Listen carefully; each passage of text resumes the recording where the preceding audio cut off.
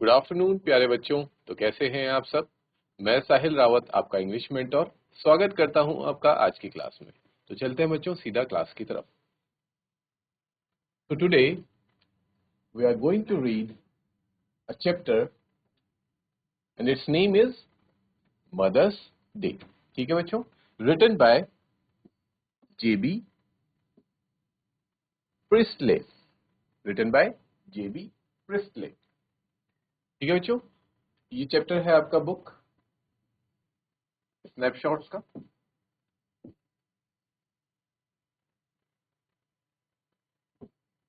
ठीक है, chapter number 3 mother's day. तो चलते हैं बच्चों, इसको स्टार्ट करते हैं। इसको स्टार्ट करने से पहले बच्चों मैं थोड़ा सा आपको ब्रीफ रिव्यू दे दूं इस चैप्टर के बारे में। As the name suggest, Mother's Day, ये माताओं का दिन।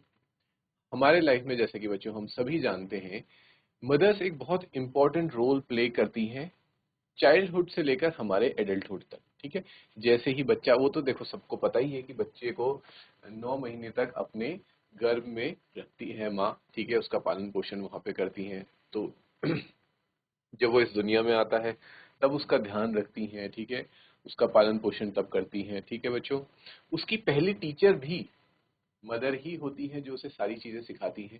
ठीक है, बोलना, ठीक है, और चलना, सारी चीजें बच्चों, क्या सही है क्या गलत है, तो माँ हमारी पहली शिक्षक होती है। तो इस बात से हम डिनाई नहीं कर सकते कि मदर का हमारे लाइफ में, हमारे बचपने में और इवन हम जब बड़े होते हैं तब तक कितना अहम रोल होता है हमारी लाइफ। लेकिन इस चैप्टर में ये सवाल पूछा गया है, क्या हम इस बात को रियलाइज कर पाते हैं और क्या हम उतनी इम्पोर्टेंस अपनी मदर्स को देते हैं, अपनी माओं को उतनी इम्पोर्टेंस, उतना महत्व देते हैं जितना कि हमारी माएँ, हमारी मदर्स हमें देती हैं। जितना डेडिकेशन, जितना समर्पण माताओं का होता है बच्चों के प्रति, क्या बच्चे भी उतने ही समर्पित हैं अपनी माताओं को लेकर। अब आप खुद ही लगा लीजिए बच्चों, मदर्स, खासकर जो हाउसवाइफ्स हैं, ठीक है, हाउसवाइफ्स, हाउस मेकर्स जो घर पे रहती हैं, ठीक है, जो ये डिसाइड करती हैं कि हाँ ठीक है मैं बाहर नहीं जाऊंगी जॉब करने, मैं घर पे रहूंगी और घर पे अपने बच्चों का पालन पोषण करूंगी, उनको पढ़ाऊंगी लिखाऊंगी। ठीक है, और जो मेरे हस्बैंड हैं, ठीक है, अगर वो अर्न करने बाहर जा रहे हैं तो घर का ध्यान मैं रखूंगी। ठीक है, वो एक इस रिस्पॉन्सिबिलिटी को लेती हैं अपने ऊपर। और घर के बच्चों, ये बताने की कोई बात नहीं कि घर पे कितने ज्यादा काम होते हैं। ठीक है, कितना बिजी एक इंसान रहता है। अगर आप कभी घर के काम आपने किए होंगे तो आपको पता होगा कि घर पे बहुत ज्यादा काम रहता है। ठीक है, और हमारी जो मदर्स हैं वो दिन रात काम में ही लगी रहती है। सुबह उठते ही खाना बनाना, घर की सफाई करना, बर्तन धोना, कपड़े धोना, और भी बहुत तरीके के काम होते हैं बच्चों। मार्केट जाना, मार्केट से सामान लेके आना, घर पे कोई आ रहा है, गेस्ट आ रहा है तो उनके साथ डील करना, उनको खाना बना के खिलाना, उनकी मेहमान नवाजी करना। ठीक है, ये सारी चीजें हैं जो एक हाउसवाइफ, एक मदर करती है। लेकिन इतने सारा काम करने के बाद, इतना डेडिकेशन से काम करने के बाद, क्या उनको वो क्रेडिट मिलता है? क्या उनको, हम, वो भी एक जॉब कर रही हैं तो क्या उनको इस जॉब के लिए पे किया जाता है? क्या उनको सैलरी मिलती है इस काम के लिए? नहीं, सैलरी मिलना तो बहुत दूर की बात है बच्चों। हम उन्हें उस बात का क्रेडिट तक नहीं देते, ना उनको उस लेवल की रिस्पेक्ट देते हैं कि कोई इंसान दिन रात, साल के सभी दिन, 365 में से 365 दिन, ठीक है, हफ्ते के पूरे 7 दिन काम कर रहा है बिना छुट्टी लिए हुए। उनका कोई हॉलीडे नहीं होता। Mothers have no holidays. ठीक है, ऐसा तो नहीं होगा, आपने देखा होगा कि मदर्स यूं कहती होंगी कि आज तो संडे है, आज मैं कोई काम नहीं करूंगी, आज सैटरडे संडे, आज मैं खाना नहीं बना रही, खाना बाहर से मंगा लो या फिर खाना तुम बनाओ। ऐसा कभी होता है? नहीं होता। हमारी मदर्स ऐसा कभी नहीं करती। चाहे संडे हो चाहे मंडे हो, उनकी ड्यूटी हमेशा ऑन रहती है बच्चों, है ना। लेकिन हम इस बात पे जरा भी गौर नहीं करते, और हम ना तो उनको इस बात का क्रेडिट देते हैं और ना हमारे अंदर थोड़ी सी भी इमोशनैलिटी होती है इस बात को लेकर के कि हमारी मदर्स हमारे लिए कितना कुछ कर रही हैं। उल्टा बल्कि हम तो इग्नोर करते हैं कि अरे ये भी कोई काम कर रहे हैं। ठीक है, हम लोग तो बाहर जा रहे हैं, ये सब करके आ रहे हैं, कोई बाहर जॉब कर रहा है, कोई अपना स्टडी करने बाहर जा रहा है, कोई खेलने बाहर जा रहा है, कुछ हम बाहर से आ रहे हैं और मदर तो दिन भर घर पे रहती हैं।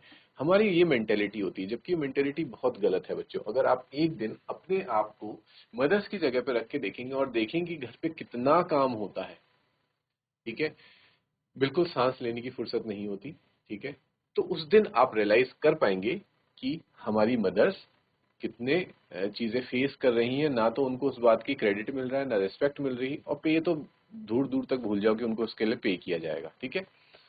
But still they give their 100%।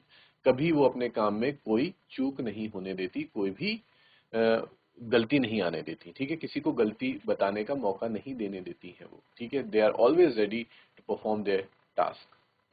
तो बस कुछ इन्हीं चीजों के बारे में बच्चों ये हमारा चैप्टर है मदर्स डे। बहुत ही ब्यूटीफुल चैप्टर है। आई होप आपको इससे डेफिनेटली कुछ ना कुछ सीखने को मिलेगा। और ऐसा नहीं है कि हम अपने मदर्स की रिस्पेक्ट नहीं करते, हम करते हैं, बट हम इतना इग्नोरेंट हो चुके हैं, हम इतना भूल जाते हैं चीजों को, हम उस चीज को क्रेडिट देना भूल जाते हैं, ठीक है। पता हमें सब है, लेकिन we have become so ignorant, ठीक। तो हम इग्नोर कर देते हैं। और मे बी मुझे ये फील होता है कि ये चैप्टर पढ़ने के बाद आप डेफिनेटली रियलाइज करेंगे, you will get to the point of realisation, जहां आपको पता चलेगा कि हाँ नहीं, हमें अपने मदर्स का क्रेडिट देना जरूरी है जो काम वो कर रहे हैं, और उनकी रिस्पेक्ट करना हमें बहुत जरूरी है, ठीक है बच्चों। तो इसी के साथ स्टार्ट करेंगे ये चैप्टर। यहाँ तक किसी को कोई डाउट?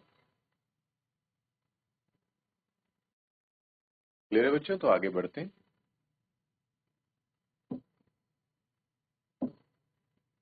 देख लो क्या बताया गया है हमें चैप्टर के बारे में।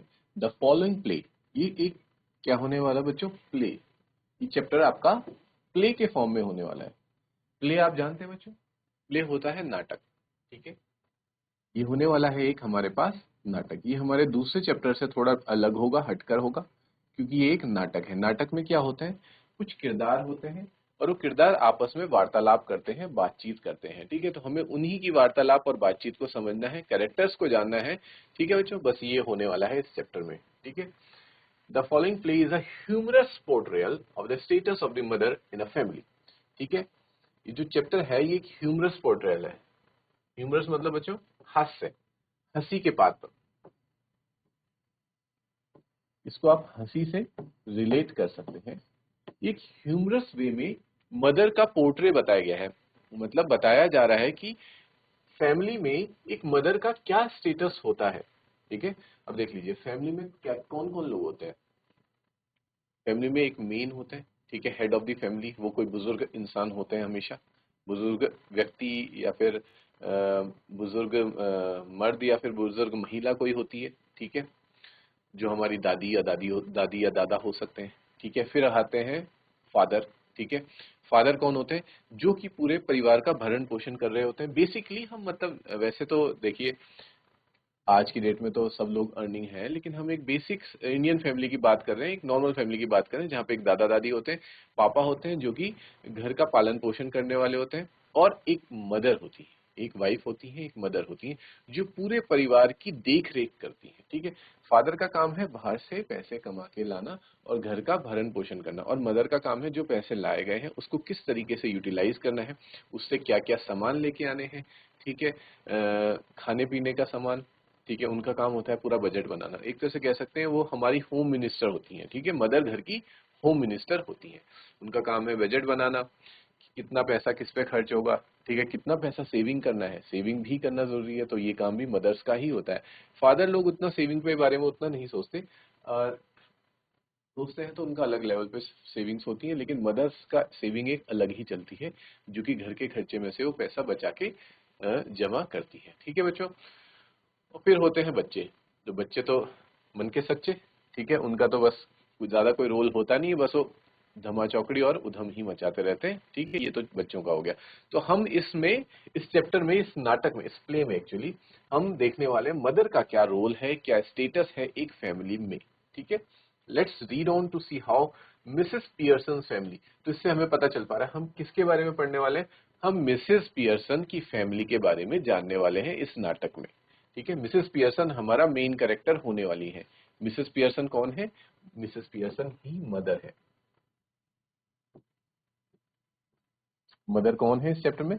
मिसेस पियर्सन, और उनकी family when she tries to stand up for her own rights, ठीक है। इसमें बताया जाएगा इस प्ले में कि जिस दिन मिसेस पियर्सन अपने हकों के लिए, अपने राइट्स के लिए, ठीक है, राइट्स का मतलब होता है हक, अपने हक के लिए खड़ी होती हैं, ठीक है, उस दिन उनकी फैमिली कैसे रिएक्ट करती है, कैसा बर्ताव करती है उनके साथ। आज तक क्या होता आया था, ठीक है, जैसा उनके साथ बर्ताव हो रहा है वो चुपचाप सुन रही है, लेकिन एक दिन जब इनफ इज इनफ, जब बहुत हो गया सब कुछ, तो डिसाइड करती है कि नहीं, मैं अपने राइट्स के लिए खड़ी होंगी, आवाज उठाऊंगी। तो देखना पड़ेगा कि उस दिन क्या होता है मिसेस पियर्सन की फैमिली में। ठीक है बच्चों, आगे बढ़ा जाए। यहां तक क्लियर है, किसी को कोई डाउट तो नहीं है कि चैप्टर का नाम है Mother's Day, written by JB Priestley, and ये उसका आपको बेसिक फ्रेमवर्क आपको मिल गया है कि कैसे कैसे इस चैप्टर में क्या क्या चीजें होने वाली, मिसेस पियर्सन के बारे में पढ़ने वाले। और जब मिसेस पियर्सन अपने राइट और अपने अधिकारों के लिए खड़ी होती हैं, आवाज उठाती हैं, तो उनकी फैमिली, उनका परिवार कैसे प्रतिक्रिया करता है, कैसे रिएक्ट करता है, ये हम आगे पढ़ने वाले हैं इस प्ले के थ्रू। ठीक है बच्चों, ठीक है बच्चों, बढ़ते हैं इस चैप्टर में आगे की तरफ। जान लेते हैं कुछ कैरेक्टर्स के बारे में। इस चैप्टर में हम कैरेक्टर्स यानी कि पात्रों के बारे में, कौन कौन से पात्र होने वाले हैं इस चैप्टर में। तो सबसे पहला पात्र तो है, पहला कैरेक्टर है मिसेस एनी पियर्सन, ठीक है, जो कि मदर है। क्लियर है बच्चों। सेकंड है George Pearson, Mrs any Pearson के हस्बैंड। ठीक है बच्चों। थर्ड है डॉरिस पियर्सन, ठीक है, डॉरिस पियर्सन है एनी पियर्सन और जॉर्ज पियर्सन की डॉटर। ठीक है, इनको मैं सामने लिख भी देता हूं, ये मदर है, ये फादर हो गए। फिर डॉरिस हो गई डॉटर,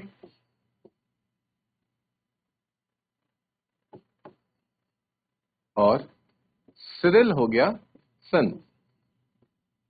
ठीक है बच्चों। और ये है आखिरी कैरेक्टर मिसेस फिट्जगर्ल, मिसेस फिट्जगर्ल। ये कौन है, ये है इनकी नेबर, इनकी पड़ोसी। ठीक है बच्चों, ये है नेबर, मिसेस फिट्जगर्ल है नेबर। क्लियर है। तो मिसेस एनी पियर्सन हमारी मदर है, जॉर्ज पियर्सन फादर है, डोरिस पियर्सन डॉटर है, सिरिल पियर्सन सन है, और मिसेस फिट्जगेराल्ड कौन है, ये है नेबर, पड़ोसी है ये। ठीक है, तो बढ़ते हैं इस चैप्टर में आगे की तरफ। अब हम सारे पात्र जान चुके हैं, ठीक है, अब आगे की तरफ बढ़ा जाए। The action takes place in the living room of the Pearsons house in a London suburb. ठीक है बच्चों, ये पहले ही बताया जा रहा है कि जो आप प्ले देखने वाले हैं, ठीक है, क्योंकि एक तरह का नाटक है, तो ये नाटक कहाँ हो रहा है, ये नाटक हो रहा है लिविंग रूम में, किसके, पियर्सन हाउस, ठीक है, मिसेस पियर्सन के घर पे, जो उनका लिविंग रूम है, वहां पे ये जो भी आप आगे नाटक देखने वाले हैं, ये वहां पे, और ये कहाँ रहते हैं, ये लोग रहते हैं लंदन में, लंदन सबर्ब। ठीक है, अब आता है टाइम द प्रेजेंट, प्रेजेंट में अभी क्या चल रहा है। ठीक है, ये आपको सीन के बारे में थोड़ा बताया जा रहा है कि सीन क्या है। The living room of the Pearson family, afternoon की बात चल रही है। It is a comfortably furnished much lived in room in a small suburban semi detached villa. ठीक है, एक कंफर्टेबली फर्निश्ड यानी कि वहां को खूब सोफे और टेबल चेयर वगैरह लगी हुई है, एक स्मॉल रूम है, ठीक है, सेमी डिटैच्ड विला है। If necessary only one door need be used but it is better with two. ठीक है, वहां वैसे एक दरवाजा है, लेकिन दो दरवाजे से भी काम चल जाता है। One up left leading to the front door, ये आपको सीन बताया जा रहा है बच्चों। ठीक है, एक दरवाजा फ्रंट डोर की तरफ जाता है, और फ्रंट डोर जो है वो स्टेज की तरफ जाता है, एंड अंदर in the right wall leading to the kitchen, और दूसरा दरवाजा किचन की तरफ जाता है और बैक डोर की तरफ। There can be a muslin covered window in the left wall, वहां पे एक विंडो हो सकती है लेफ्ट वॉल पे, possibly one in the right wall, और एक राइट वॉल पे भी हो सकती है। ये आपको पूरा सिनेरियो बताया जा रहा है। The fireplace is assume to be in the fourth wall, ठीक है, एक फायर प्लेस भी है जहां बोन फायर जली हुई है, ठीक है, वो चौथी दीवार के पास है। There is a settee upright and arm chair down left, एक आर्म चेयर है जिसमें अपने हाथ रख के आराम से बैठा जा सकता है। ठीक है, अ स्मॉल टेबल, एक छोटा सा टेबल लगा है दो चेयर्स के साथ, on either side of the stands at the centre, और उसके दोनों तरफ स्टैंड्स लगे हुए हैं। ये हो गया सीन का डिस्क्रिप्शन। अब बढ़ा जाता है आगे। व्हेन द कर्टेन राइज, तो आपने देखा होगा बच्चों, जब भी नाटक शुरू होता है तो बाहर क्या लगा होता है, एक पर्दा लगा होता है, तो कर्टेन क्या होता है, ऊपर उठता है, पर्दा ऊपर राइज होता है, फिर आपको सीन देखने को मिलता है, और फिर प्ले कंटिन्यू होता है। ठीक है, तो जैसे ही कर्टेन राइज होता है, इट्स एन आफ्टरनून, दिन की दोपहर का वक्त है, अर्ली ऑटम्स, ठीक है, पतझड़ के शुरुआती दिनों की बात हो रही है। And the stage can be well lit यानी कि जो स्टेज है उसमें खूब अच्छे से रोशनी है। मिसेस पियर्सन राइट में बैठी है, ठीक है, और मिसेस फिट्जगेराल्ड लेफ्ट में बैठी है, are sitting opposite each other, और एक दूसरे के सामने बैठी है स्मॉल टेबल के पास, ऑन विच 2 टी कप्स, 2 चाय के प्याले हैं, and saucers and the cards with which Miss Fitzgerald has been telling Mrs Pearson's Fortune.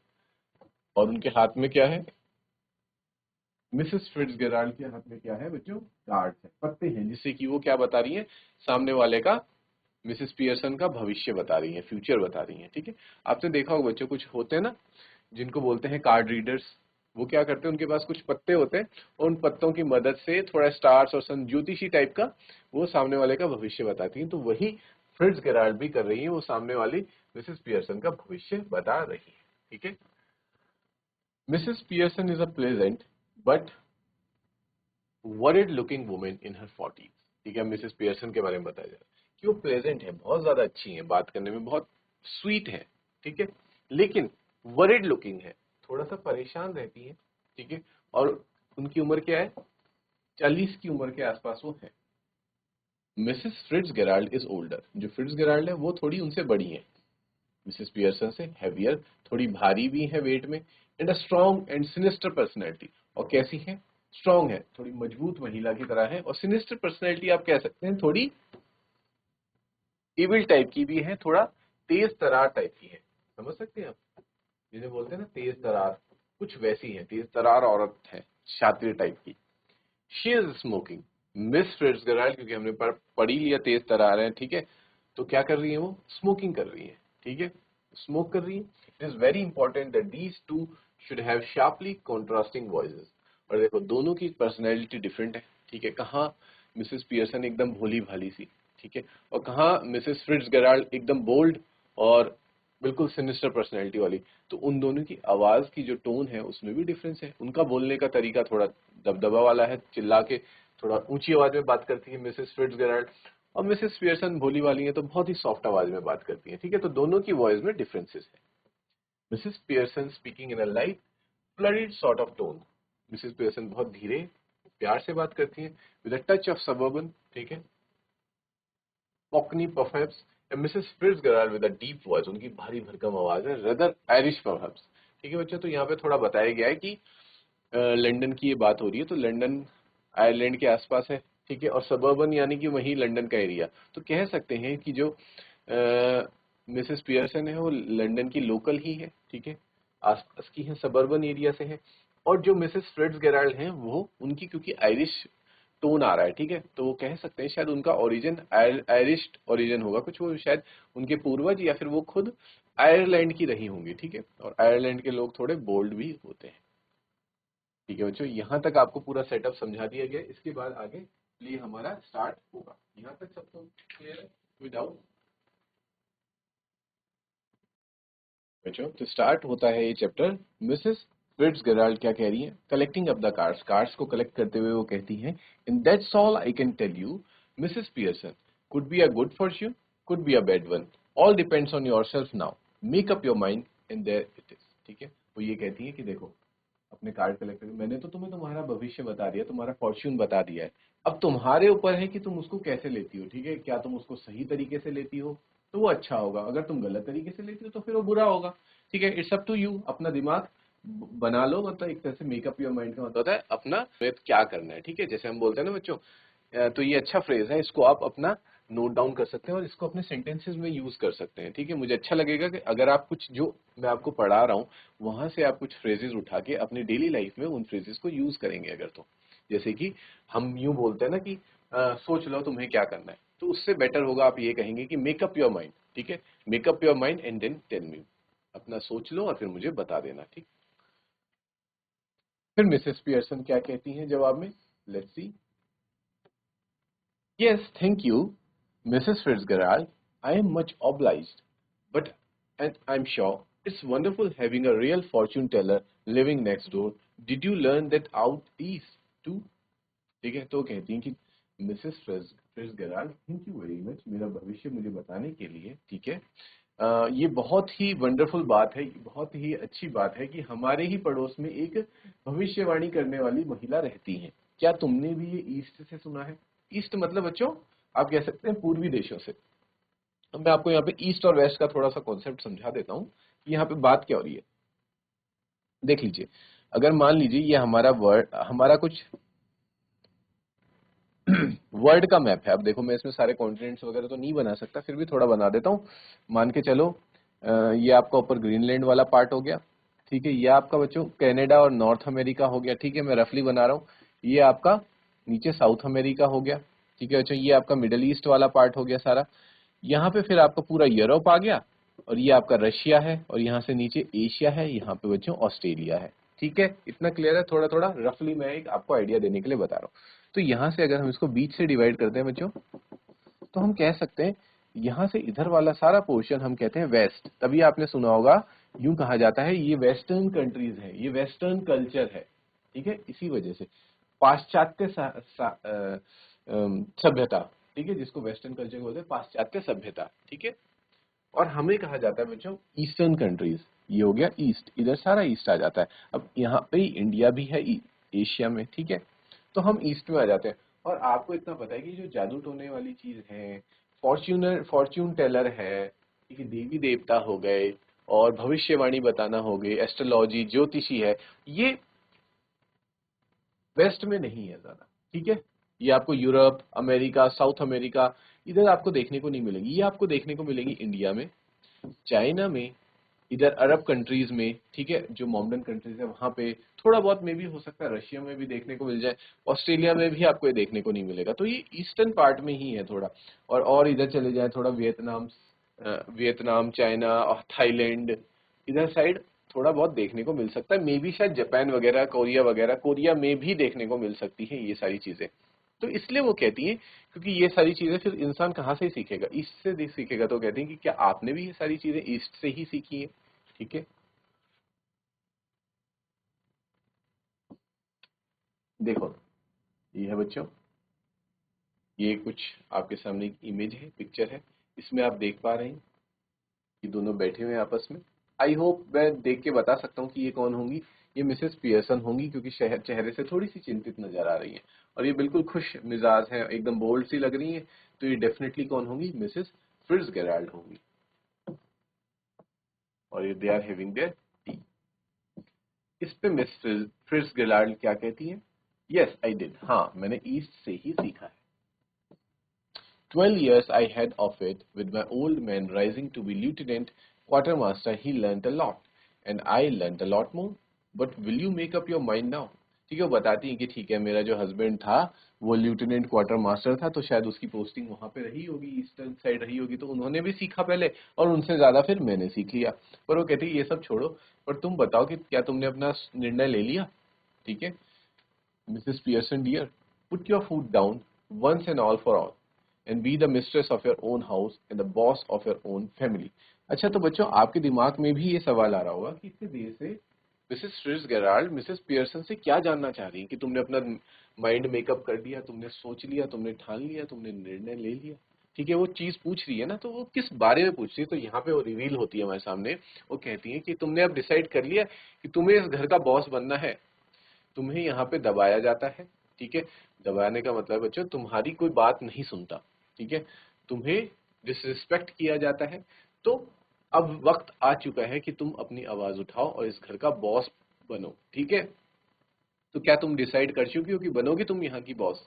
ये वो पूछती है उससे। ठीक है बच्चों, यहाँ तक क्लियर है? किसी को कोई डाउट?